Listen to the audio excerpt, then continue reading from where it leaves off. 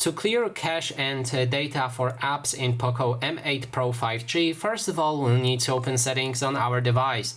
Next step is to scroll down, and here we want to locate the apps section. Select it, then navigate to any app that you want to clear a data or cache for. In this case, let's go for a Facebook, or no, let's go for Files by Google. And no, we need to find a specific app that has a cache. In this case, this is a brand new phone, so I didn't use it that much. Yep, okay, so we have a Chrome. Inside we'll be able to clear data right here, and then you can clear cache, confirm it, and there's also option to clear data. For that we'll need to click on manage space, unlock our phone, and then there's the option to clear data right here.